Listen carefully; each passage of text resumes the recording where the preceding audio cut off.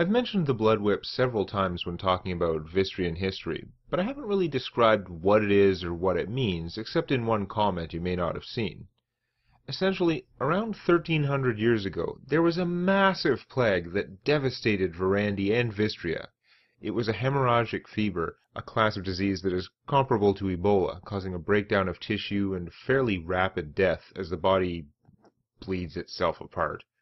The symptoms took several days, sometimes up to a week, to manifest, and victims became infectious about a day before they started severely coughing, while the final dying process had an exceptional risk of infecting anyone nearby.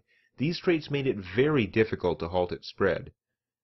The name blood whip comes from the violent coughing that manifests as the disease moves into its second phase, in which the victims have fits where they convulse backwards and forwards, their body and head lashing around in such a fashion that the blood they cough up would project out in an arc, often leaving what they colorfully described as a whip shape on the walls.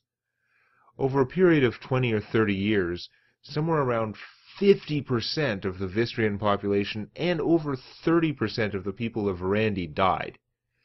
The third of the brother nations, Korstrad, did not completely escape, but because it was so distant, and because their king took such rapid, severe, and frankly vicious action to stop its spread, they lost only thousands of people, rather than tens or hundreds of thousands.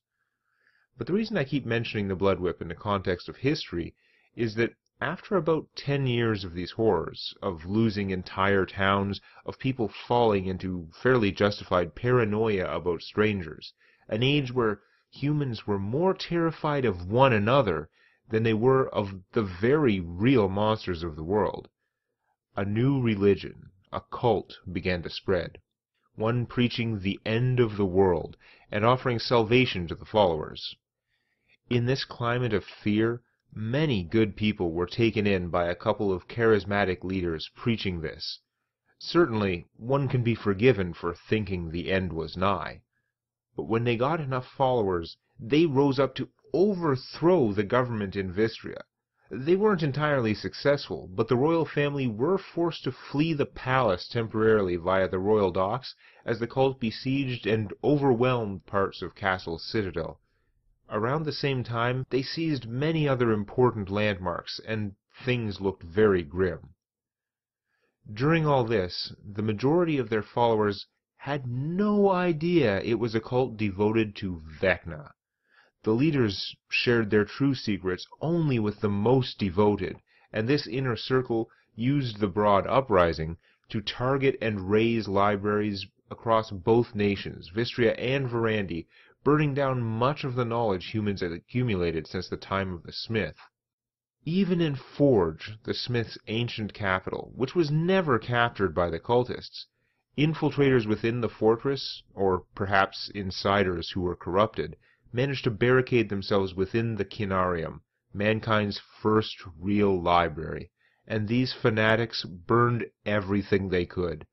They were willing to die in the flames as well, but the Seneschal of Forge personally led his guards, their mage blasting down the door, and the Seneschal suffered severe burns to his arms rescuing a couple of the tomes most prized by the royal family.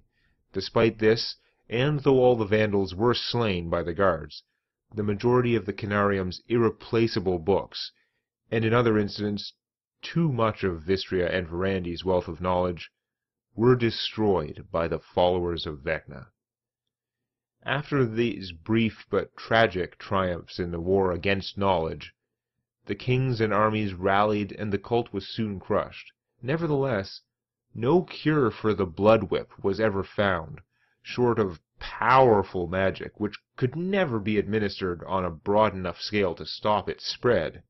However, the clerics soon changed strategy, developing minor divinations which could discern the presence of the plague, allowing for effective quarantines without the paranoia, the mistakes, and the violent chaos.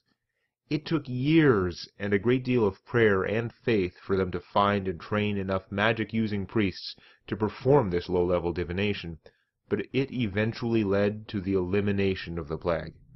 As a result of the cultists, though, 2 of the human nations have little or no written knowledge more than 1300 years old, and the remaining kingdom, Korstrad, somehow lost most of their own records in an unrelated incident a couple centuries later. Don't forget to like these videos, and if you want to listen to more of me, you can always follow me on Twitter @TalesDDC, on Facebook I'm Demonac AGC, and I'm starting a new Tumblr where I'll post the occasional image and some other thoughts, mostly about the design, production, and other aspects of my YouTube channel and TDDC. That's at demonac.tumblr.com.